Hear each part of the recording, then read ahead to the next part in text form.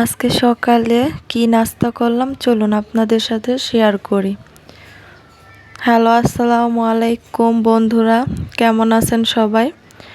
আলহামদুলিল্লাহ, আমরা অনেক ভালো আছি।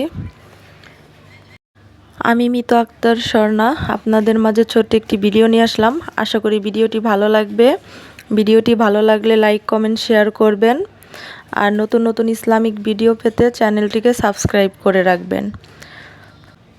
আসলে সুস্থতা যে আল্লাহর কত বড় নিয়ামত তা অসুস্থ না হলে বোঝা যায় না। দোয়া করি আল্লাহ সবাইকে ভালো রাখুক, সুস্থ রাখুক।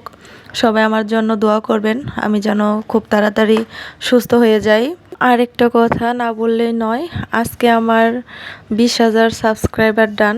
আপনাদের দোয়ায়, ভালোবাসায়, সাপোর্টে এভাবেই আমাকে সাপোর্ট করে যাবেন। ইনশাআল্লাহ আমিও সাপোর্ট করব। তো আমরা সবাই সামনের দিকে একসাথে এগিয়ে যাব, সবাই একসাথে সফলতা অর্জন করব। তো এদিকে দেখুন, আমার পাখিটা ছেড়ে দিয়েছি আর আমার মাথায় এসে বসেছে। এদের নিয়ে আরেক ঝামেলা, একটু পর পরই খাওয়াতে হয়, যেহেতু আমি অসুস্থ।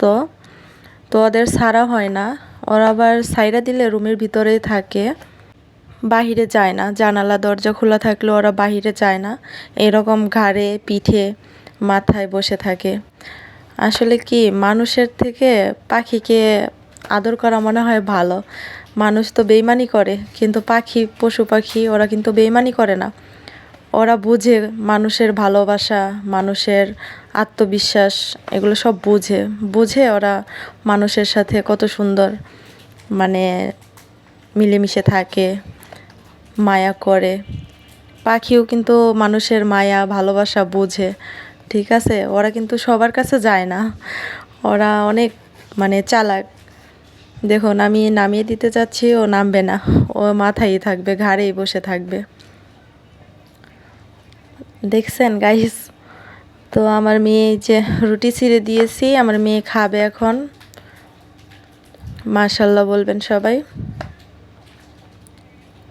তো এখন খাচ্ছে।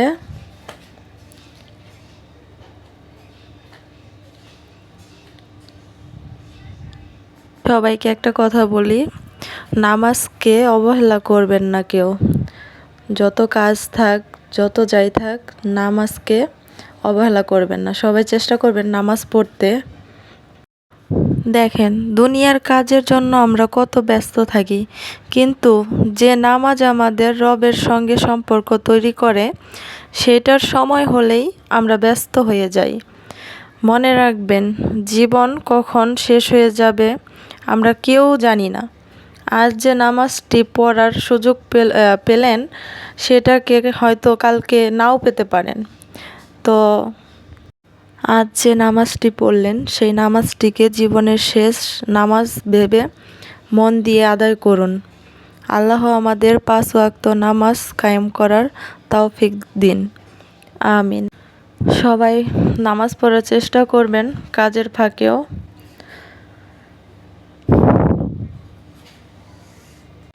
সবাই একটু বেশি বেশি সাপোর্ট করবেন আমাকে।